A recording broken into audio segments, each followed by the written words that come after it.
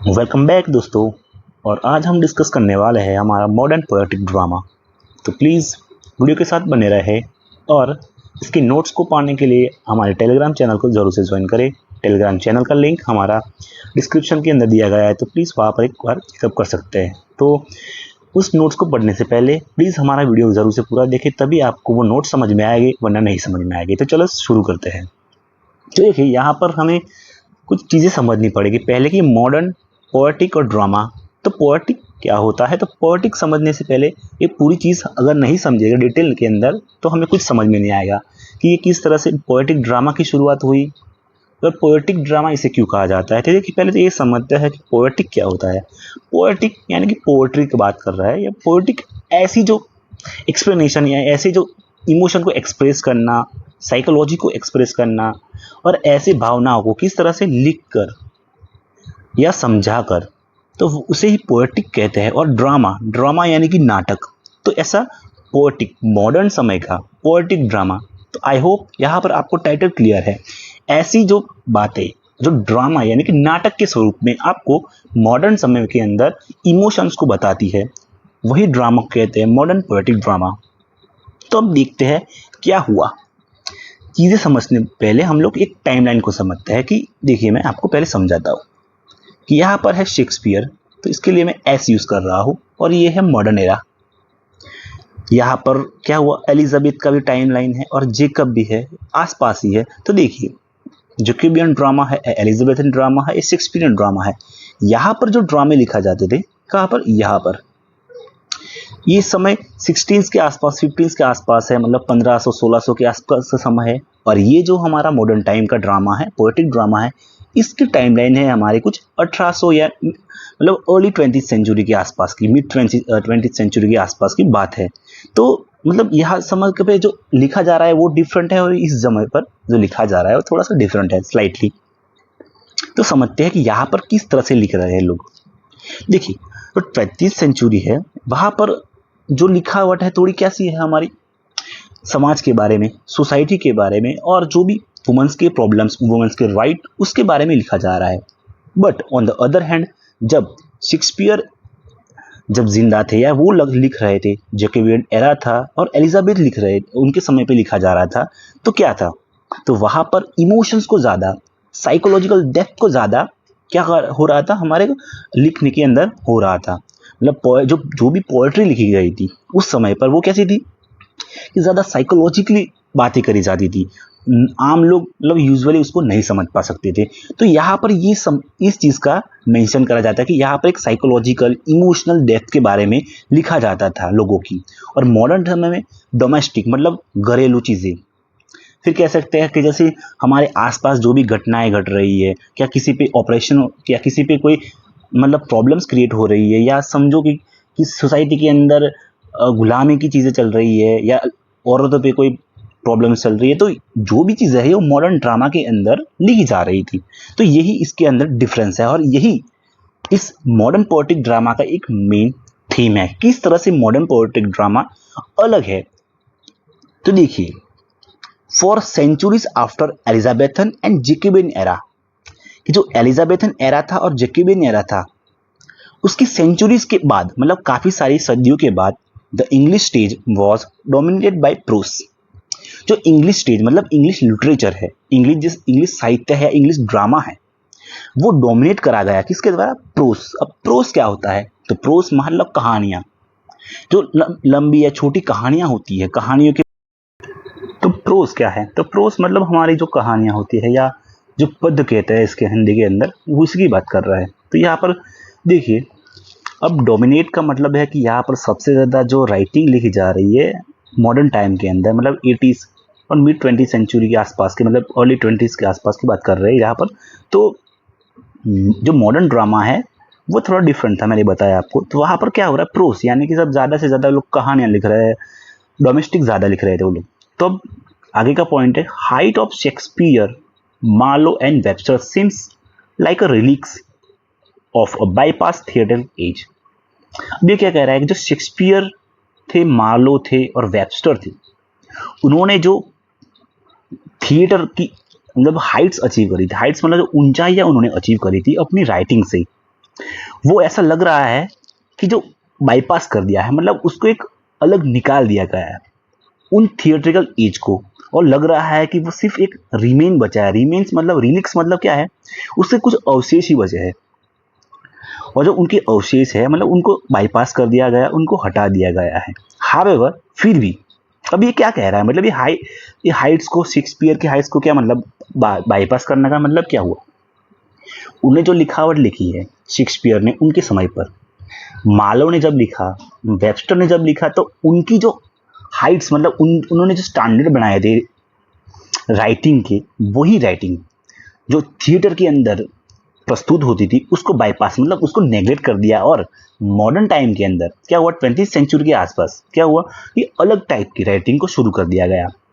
However the 20th century witness a deliberate fascinating revival modern poetic drama. पर क्या हुआ कि 20th सेंचुरी के अंदर विटनेस करता है कि जो एक फैसिनेटिंग डेलिब्रेटिंग रिवाइवल हुआ किस चीज का, मॉडर्न पोएटिक ड्रामा का। कि इस समय पर जब शेक्सपियर ने अपनी एक स्टैंडर्ड बनाए, मार्लो ने अपनी राइटिंग के स्टैंडर्ड्स बनाए हैं, वो मॉडर्न पोएटिक ड्रामा के अंदर फिर शुरू हुआ।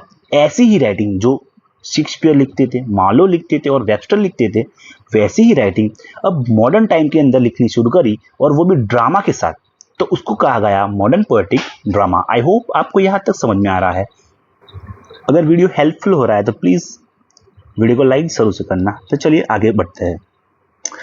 तो दिस मूवमेंट, अभी ये मूवमेंट है, मतलब ये मूवमेंट इसको क्यों कह रहे हैं तो ये समझाता हूँ कि देखिए, जब इस तरह का डोमेस्टिक टाइप का जो राइटिंग हो रही थी 20th सेंचुरी के आसपास, तो एक विरोध हुआ कि जो पहले मतलब लिखते थे शेक्सपियर, वैसी राइटिंग फिर से शुरू होनी चाहिए। तो लोगों ने मतलब जो राइटर्स थे उन्होंने अटेम्प्ट करा कि चलो हम लोग फिर से वो चेंज वापस लाते हैं जो पहले हुआ करता था। वो मूवमेंट एक मूवमेंट की तरह से वहाँ पर प्रस्तुत किया गया है। This movement was not merely nostalgic attempt to mimic Shakespearean blank verse।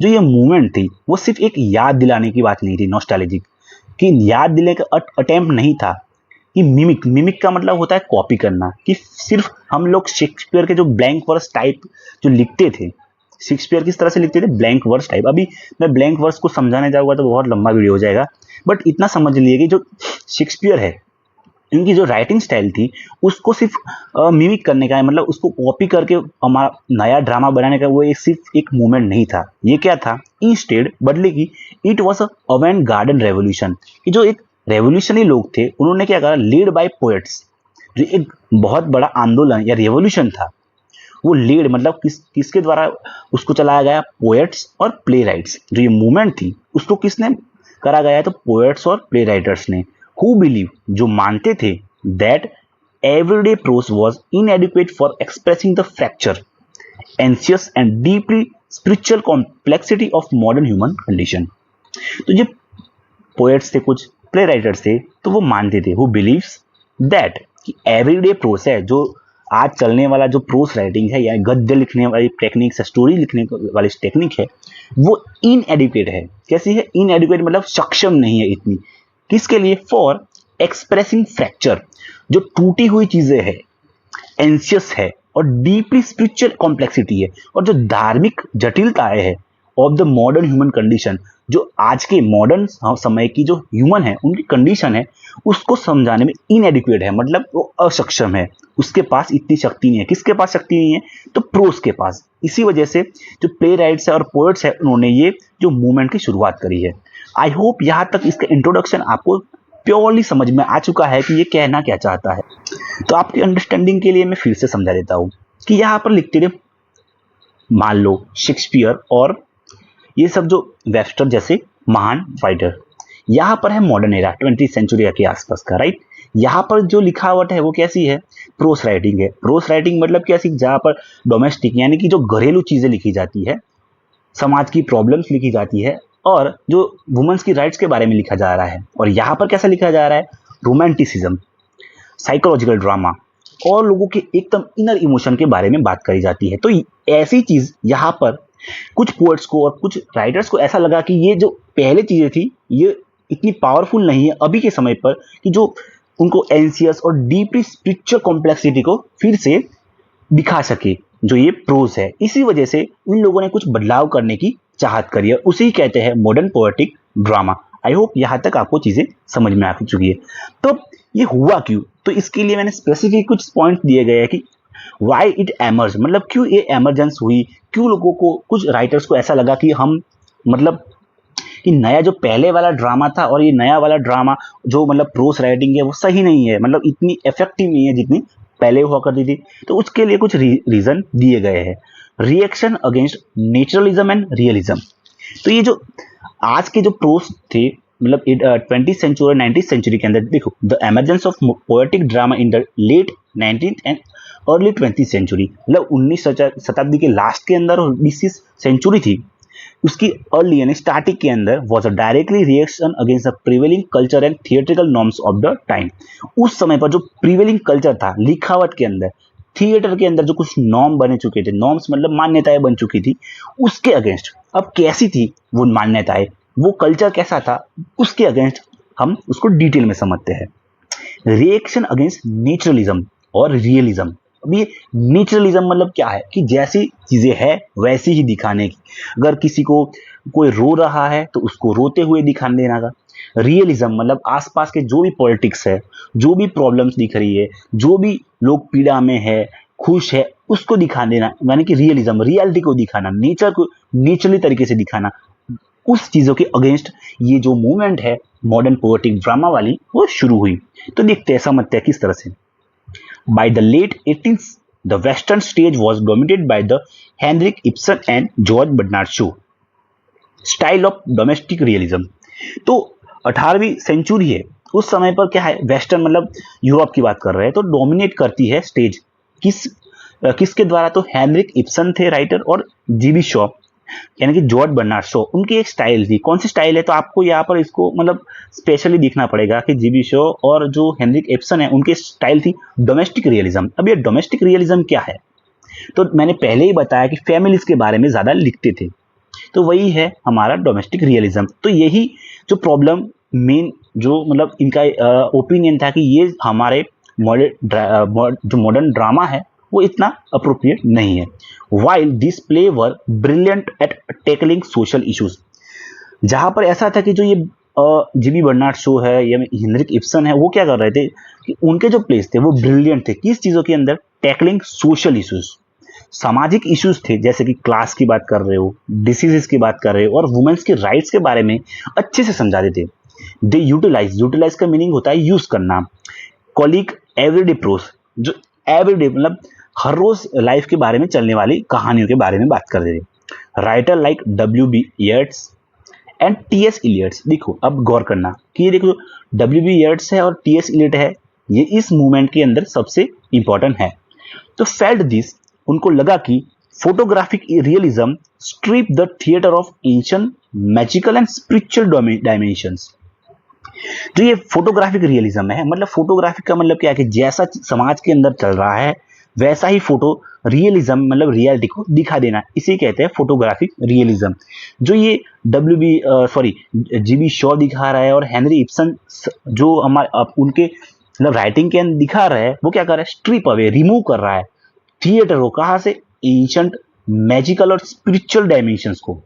जो थिएटर के अंदर एंशिएंट और मैजिकल और स्पिरिचुअल डायमेंशन थे पहले के समय के, किसके समय के, तो शेक्सपियर के टाइम के, जो मतलब वहां पर कुछ स्पेशलिटी थिएटर की। थिएटर मतलब जो स्टेज होता है, समझो व्हाट इज थिएटर। तो थिएटर एक स्टेज है जहां पर क्या करते हैं लोग, नाटक करते हैं, ड्रामा करते हैं। तो उनकी जो स्पेशलिटी थी एंशिएंट समय की, जो स्पेशलिटी मैजिकल मूवमेंट्स के अंदर, मतलब मैजिकल वहां पर कुछ मैजिक मूवमेंट्स का मतलब क्या होता है कि वो लोग धार्मिक चीजें होती है या कुछ जादुई चीजें होती है वैसी। फिर स्पिरिचुअल डायमेंशंस भी दिखाया जाता है, स्पिरिचुअल मतलब बहुत ज्यादा धार्मिक चीजें भी। फिर एंशिएंट समय के अंदर जो था तो उसको क्या करें, स्ट्रिप, स्ट्रिप मतलब रिमूव करना। तो रिमूव कर रहे थे, कौन रिमूव कर रहा था, ये फोटोग्राफिक रियलिज्म किसके अंदर यूज हो रहा था, ड्रामा के अंदर यूज हो रहा था। दे आर्ग्यू, कौन आर्ग्यू करता है, W.B. येट्स और T.S. इलियट आर्ग्यू करते हैं that pros could only scratch the surface of human existence. जो प्रोस राइटिंग है जो आज के समय पर मतलब 18 वो 20 अर्ली 20th सेंचुरी के अंदर जो लिखी जा रही थी pros writing, could only scratch, scratch मतलब खरोचना, सरफेस ऑफ ह्यूमन एग्जिस्टेंस, जो ह्यूमन एग्जिस्टेंस है उसके जो सरफेस है उसको ही स्क्रैच खरोचता है। वेयर इज पर बदले में पोएट्री क्या करती है, जो पोएट्री है कविताएं क्या करती है, could dive into subconscious. But जो पोएट्री है वो बहुत ज्यादा डीप चली जाती है, सबकॉन्शियस चली जाती है, बहुत ज्यादा मतलब डीपली समझाती है ह्यूमन इमोशन को। इसी वजह से मतलब वो आर्ग्यूमेंट एक दिखाते हैं कि देखो जो ये हमारे आजकल चलने वाले जो प्रोस राइटिंग है वो इतनी ज़्यादा डीपर नहीं है जितनी हमारी पोएट्री होती है। इसी आर्ग्यूमेंट को वो फॉलो करते हैं। सो सेकंड रीज़न है इसका कि the trauma of world Wars. अब ये क्या कहना चाहता है, तो देखिए सेकंड रीज़न है कि जब ड्रामा को चेंज करने की नौबत क्यों आई, मतलब जो प्रोस राइटिंग चल रही थी 80s के अंदर, 90s के अंदर या 20s अर्ली 20s के अंदर बात कर रहे हैं हम लोग, तो चेंजेस की जरूरत क्यों पड़ी। तो उसके अंदर एक सेकंड रीजन था trauma of world wars. The profound disillusionment caused by World War I and World War II left humanity spiritual bankrupt। अब प्रोफाउंड का मतलब डीपली और डिसोल्यूशनमेंट का मीनिंग होता है डिसअपॉइंटमेंट। तो एक डीपली डिसअपॉइंटमेंट थी किसके द्वारा, तो cause by world war one और वर्ल्ड वॉर टू।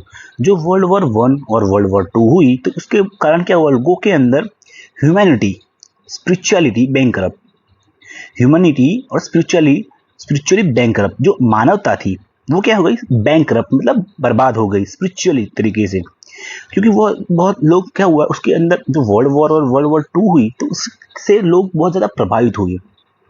अपनी लाइफ के अंदर काफ़ी सारे लोगों की लाइफ चली गई और मतलब लोग स्पिरिचुअली बहुत ज़्यादा बैंकरप्ट मतलब बर्बाद हो गए ऐसे समझ लो। द ओल्ड सर्टेनिटीज ऑफ प्रोग्रेस, जो पहले की जो चौकसताएं थी, मतलब पहले ऐसा सर्टेन था कि निर्धारित था कि प्रोग्रेस होगी। रिलीजन वर शैटर, जो धर्म था वो भी शैटर मतलब बिखर गया। Modernist writer found that standard journalistic prose could not articulate the sheer scale of horror, alienation and existential dread gripping society। तो मॉडर्न जो राइटर थे वो उन्होंने एक चीज उनको पता चली वर्ल्ड वॉर टू के बाद कि जो ये आज के चलने वाली जो जर्नलिस्टिक प्रोज है, मतलब लोग मतलब देख रहे हैं कि समाज के अंदर ऐसे लाइक आज के जर्नलिस्ट होते हैं, मतलब जो लोग रिपोर्टर होते हैं वो क्या करते हैं, समाज को देखते हैं और उसको छापते हैं, बताते हैं। वैसे ही जो इस टाइप के जो प्रोज थे, मतलब जो कहानियां थी वो आर्टिकुलेट मतलब का ऐसा ही मीनिंग होता है कि आर्टिकुलेट का मतलब ऐसा होता है कि उसको सही से एक्सप्रेस करना। क्या एक्सप्रेस करने का, शील scale of horror.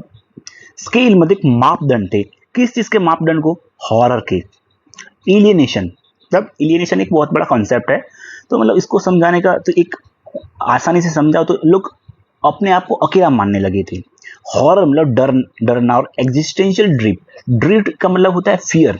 Gripping society, ऐसी पकड़ी हुई, किस चीज से पकड़ी हुई सोसाइटी को, जो मतलब मॉडर्न टाइम के जो प्रोस थे वो फेल हो रहे थे क्या, तो हॉरर को, एलियनेशन को, और जो ड्रीड है मतलब एक फियर है, डर है, किसके बाद, वर्ल्ड वॉर वन और वर्ल्ड वॉर टू की जो वजह से जो हॉरर और एलियनेशन की जो चीजें हुई है उसको जो मॉडर्न राइटर्स है वो आर्टिकुलेट नहीं कर सकते अपने प्रोस के द्वारा। ये भी एक रीजन रहा है किसकी वजह, किसको, तो ड्रामा, जो न्यू पोएटिक ड्रामा को वापस लाने के लिए, मतलब जो ड्रामा था पहले का उसको वापस लाने के लिए। पोएट्री तो ऑन द अदर हैंड कैसी थी, पोएट्री जो कविता है प्रोस के अगेंस्ट, मतलब with its capacity of myth, जो प्रोस की जो कैपेसिटी नहीं है बट किसकी कैपेसिटी है, पोएट्री की, यानी कि क्षमता है उसकी मिथिकल चीजों की, सिंबल्स की, मतलब कोई चीज प्रॉब्लम है तो उसको सिंबॉलिज्म के द्वारा समझाने का, रिदम, और offer deeper canvas to explore this collective psychological bounds. मतलब जो ये पोएट्री है उसके पास क्षमता है, कैपेसिटी है, किस चीज की, मिथ की, सिंबल्स की और रिदम की। जो ये तीन चीजें क्या करती है, ऑफर डीपर कैनवास मतलब कि एक जो डीपली एक चित्र दिखाती है, हमें एक्सप्लोर करवाती है दिस कलेक्टिव साइकोलॉजिकल बाउंड्स। कौन से साइकोलॉजिकल बाउंड्स, मतलब पेन को, बाउंड्स का मीनिंग होता है पेन, जो मानसिक एक यानी कि जो मनोवैज्ञानिक तरीके से जो ये पेन थे, जैसे कि हॉरर है, डर, ड्रीड, फियर, एलियनेशन, लोग अकेले हो गए हैं। तो जो वर्ल्ड वॉर वन और टू के बाद जो ये साइकोलॉजिकल बाउंड्स या साइकोलॉजिकल पेन शुरू हुए, वो हमारा जो प्रोस राइटिंग था वो उसको अच्छे से समझा नहीं सकता था। On the other hand poetry के पास कैपेसिटी है मिथ, सिंबॉलिज्म की और रिदम की, जो क्या कर सकता है, साइकोलॉजिकल पेन को दर्शा सकता है। एक अच्छे चलचित्र के द्वारा। तो ये भी एक रीजन है कि ये पावर ना होने की वजह से क्या हुआ कि जो टी.एस. इलियट और डब्ल्यू.बी. येट्स है, ऐसे राइटर चाहते थे कि जो पहले का पोएटिक ड्रामा था उसको वापस लाया जाए और इसके बदले एक नई रीत, जो एक नई टाइप है जिसका नाम है कि जो हमारा न्यू पोएटिक ड्रामा, उसको हम दर्शाए या लिखें। तो तीसरा रीजन है रिचुअलिस्टिक ओरिजिन ऑफ थिएटर। जो थिएटर के पहले के समय के अंदर जो उनका मेन पर्पस हुआ करता है रिचुअली, मतलब धार्मिक समय पर अगर कोई, समझो इंडिया के अंदर हमारी दिवाली होती है तो हम लोग क्या करते हैं, पटाखे फोड़ते हैं। तो अगर कोई धार्मिक कार्यक्रम होता था कहाँ पर, जैसे कि हमारा ग्रीस है, जो ग्रीस है तो ग्रीस या कोई वहाँ के समय, उस समय पर क्या ऐसा होता है कि जो धार्मिक कोई चीज़ें होती थी तो लोग क्या करते, तो ड्रामा परफॉर्म करते थे, स्टोरीज के माध्यम से नाटक करते थे। Modern poetic dramatist sought to strip theatre of commercial middle class entertainment value and return to its roots. अब मॉडर्न पोएटिक ड्रामेटिस्ट मांग कर रहे थे साउट टू स्ट्रिप, स्ट्रिप मतलब रिमूव करना, थिएटर को कहाँ से, of its commercial middle class entertainment. अब देखो कि जो ये अर्ली 20th सेंचुरी है हमारी, वहां पर ड्रामा को किस तरह से यूज करा जाता था, एक कॉमर्शियल यूज, यानी कि पैसा कमाने की वजह से, मिडिल क्लास को एंटरटेन करने की वजह से, के लिए, मतलब कि जो आज का ड्रामा है, मतलब जो मॉडर्न ड्रामा उस समय के अंदर की बात कर रहा हूँ, सॉरी, तो मिडिल क्लास को एक एंटरटेनमेंट के लिए, अगर मतलब जो कोई भी नाटक होते तो मिडिल क्लास को अच्छा लगे, इनके एंटरटेनमेंट के लिए, पैसा कमाने के लिए यूज हो रहा था। बट असली में जो ड्रामा है या थिएटर है उसका जो रियल वैल्यू क्या है, तो उसको वापस करने के लिए उसकी रियल रूट्स मतलब क्या होती है, ओरिजिन, यानी कि उसकी जो मूल होते हैं, कहाँ से वह आता है, तो उसका मूल क्या था, रिलीजन था, धर्म से जुड़ा हुआ एक थिएटर था। पहले के समय पर थिएटर इसलिए यूज होते थे, किसके लिए, धर्म की वजह से, कम्युनिटी रिचुअल्स, मतलब कोई कम्युनिटी के अंदर कोई रिचुअल्स, कोई प्रथाएं है, तो तब उसको दर्शाने के लिए, उसको उसकी वजह से वहां पर क्या होता था, थिएटर का यूज, यानी कि नाटक होते थे। आज के समय में क्या हो रहा था, कमर्शियल, यानी कि पैसा कमाने के लिए, मिडिल क्लास के लिए। तो यहाँ के जो पोएट्स थे, प्ले राइटर्स है, उनको लगा कि हमें इस चीज को चेंज करना पड़ेगा, जो उसकी रियल रूट्स है, असली रूट्स है, उसकी रियल वैल्यूज है, उसको वापस देनी पड़ेगी, जो है रिलीजियन और कम्युनिटी रिचुअल। अभी समझ में आ गया आपको, होप। तो प्लीज चैनल को सब्सक्राइब करके रखना और इसकी नोट्स आपको मिल जाएगी हमारे टेलीग्राम चैनल पर। आगे देखते हैं, they look back to ancient Greek tragedy. तो जो टी.एस. इलियट जैसे राइटर थे, पोएट्स थे, उन्होंने क्या करा, लुक बैक, वापस से देखा एंशिएंट ग्रीक ट्रेजेडीज को। अगर आपको कोई एंशिएंट ग्रीक ट्रेजेडी के बारे में पता है तो प्लीज हमारे कमेंट सेक्शन के अंदर 1 या 2 कमेंट कर देना अपनी फेवरेट ग्रीक ट्रेजेडी को। जैसे कि मेरी फेवरेट है Oedipus Rex, where the stage was sacred space. अब पहले के समय जो ग्रीक ट्रेजेडीज थी या जो ग्रीक ड्रामा था, उनके लिए जो स्टेज था जहां पर नाटक होते हैं, वो एक सैक्रेड स्पेस, यानी कि एक ऐसी जगह, स्पेस, जहां पर मतलब पवित्र जगह हो। लैंग्वेज वॉज इनहेरेंटली हाइटेन, जहां पर जो लैंग्वेज थी वो बहुत ज्यादा उच्च कक्षा की हुआ करती थी। भाषा एक सामान्य लोगों के लिए नहीं होती थी, वो भाषा एक उच्च कक्षा की भाषा हुआ करती थी। की कैरेक्टरिस्टिक्स, अब तो ये समझ में आ गया कि किस वजह से ये ड्रामा शुरू हुआ, क्यों हुआ और किस चीजों के कारण इसकी शुरुआत हुई, आपको ये तो पता चल गया। अब ये सोचेगी कि ये ड्रामा कैसा है असल में, तो उसके लिए भी कुछ कैरेक्टरिस्टिक्स और फीचर्स मैंने यहाँ पर नोट किए हैं। आप इनको डायरेक्टली अपने एग्जाम के अंदर लिख सकते हैं, आपके जो क्वेश्चन है उसकी जो भी डिमांड है उसके हिसाब से, राइट। तो अब देखते हैं, पहली है हमारा पॉइंट, ऑर्गेनिक है, फ्लेक्सिबल वर्सेस है। अब फ्लेक्सिबल वर्सेस का मीनिंग अब समझाता हूं। Unlike the rigid iambic pentameter of the Elizabethans, Elizabeth के समय पर जो भी पोएम्स लिखी जाती थी, पोएट्री लिखी जाती थी, उसके अंदर एम्बिक पेंटामीटर थे, मतलब एक माप होता था कि आप लोग 10 लाइन से ज्यादा नहीं लिख सकते, उसके अंदर ही आपको लिख के सब कुछ समझाना है। तो उसको बोलते हैं एम्बिक पेंटामीटर्स, मतलब एक माप लगाया जाता था। तो एक फ्लेक्सिबल नहीं थी, मतलब रिजिड थी, वो एकदम चिपकी हुई थी कि इतना ही काम करना है हमको, अगर पोएट्री लिखनी है तो 10 लाइन में लिखो, वरना ज्यादा मत लिखो। तो modern poetic drama utilize a flexible conversational rhythm.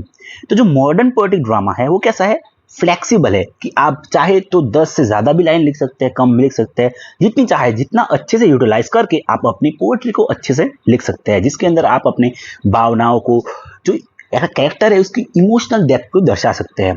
Conversational rhythm, और ऐसे तरह के समझाइए कि जिससे कि कन्वर्जेशन लगे, ना कि एक ऐसे वर्ड्स जो मतलब नॉर्मल लोगों को समझ में ना आए। आप पोएट्री लिख रहे हैं मान लो, तो वो ज़्यादा तो अच्छी लिखनी चाहिए ज़्यादा शब्दों के अंदर जिससे कि अच्छा समझ में आए, पर ऐसी लिखो कि लोगों को लगे कन्वर्जेशन चल रही है, लोगों की बातें चल रही है, ऐसा रिदम है उसका, लय ऐसा है। तो ऐसे कौन लिख सकता है? The T S. Eliot famously devise, devise का मीनिंग होता है डेवलप करना। A line based on varying stresses, मतलब लाइन पर क्या करना है, वेयरिंग ऑन स्ट्रेसेस, बाहर देना।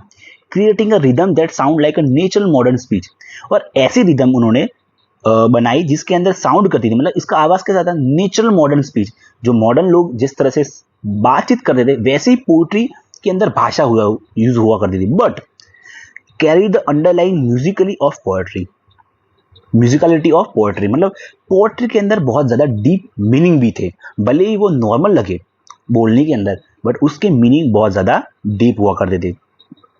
उसकी सेकंड कैरेक्टरिस्टिक्स है कि किस तरह का मॉडर्न पोएट्रिक ड्रामा है, मीथ एंड सिंबोलिज्म। तो मीथ एंड सिंबोलिज्म का यूज हुआ, पहले के क्या लोग करते थे इस समय पर ड्रामा के अंदर, कि वो लोग क्या करते थे, ज्यादा डोमेस्टिक पॉलिटिक्स और ऐसी चीजें दिखाते थे, बट जो ये न्यू पोएटिक ड्रामा है वो क्या कर रहा है, मीथ के बारे में बात कर रहा है, सिंबोलिज्म की बात कर रहा है। Instead of focusing on specific localize contemporary politics, this play use classic myth, folklore और religious history to reflect universal human truth.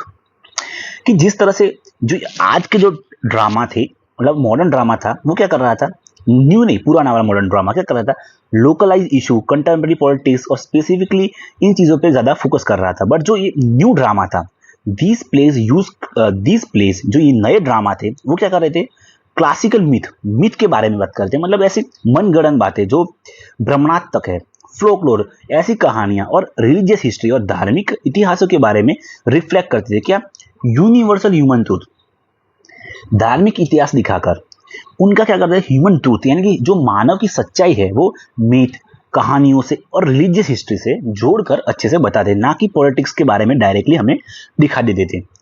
अब देखो किस तरह से दिखा देते, ये भी क्वेश्चन हो सकता है, तो वो लोग नाटक करते स्टेज पर, ऐसा ही सिंपली समझो। द कोरस, अब कोरस ऐसी ग्रुप ऑफ पीपल्स होता है जिसके अंदर मतलब ऐसे स्टेज रेडी होता है, ऐसी चीजें होती है, तो आप देख सकते हैं, अगर चाहे तो यूट्यूब पे मिल जाएगा कि क्या कोरस होता है। यहाँ पे इतना स्पेसिफिकली नहीं जाना है। बोरोड फ्रॉम ग्रीक ट्रेजेडी, तो ये जो कोरस का कॉन्सेप्ट है वो कहाँ से बोरो करा गया है, तो ग्रीक ट्रेजेडी, मतलब कहाँ से लिया गया है, कॉपी करा गया है, तो ग्रीक ट्रेजेडीज के वहां से करा गया है। The use of collective chorus, तो कलेक्टिव कोरस का use, like the woman of Canterbury in Eliot's Murder in Cathedral, ये सब है, एक एग्जाम्पल है जहाँ पर जो इलियट है उसने अपनी एक लिखा है अपना प्ले, अपनी राइटिंग लिखी है, वहां पर बताया गया है कि यहाँ पर कोरस का यूज करा गया है, कहाँ पर, मर्डर इन कैथेड्रल के अंदर।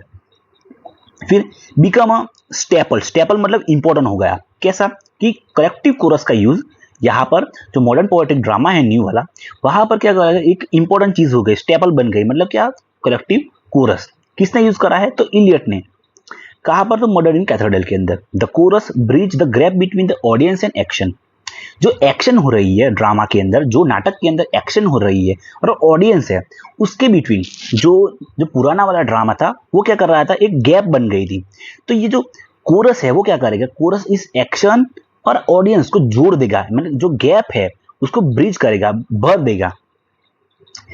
फिर commenting on the universal significance of the plot, और कमेंट करता है, बातें करता है जो ये न्यू ड्रामा किस तरह से, सिग्निफिकेंस, इंपॉर्टेंस किस चीज की, प्लॉट की, कि अच्छा प्लॉट होना चाहिए, उसकी स्टार्टिंग होनी चाहिए, मिडल होना चाहिए और एंडिंग होनी चाहिए, वो सब चीजें यहाँ पर उसकी प्लॉट की इंपॉर्टेंस को भी दिखाता है।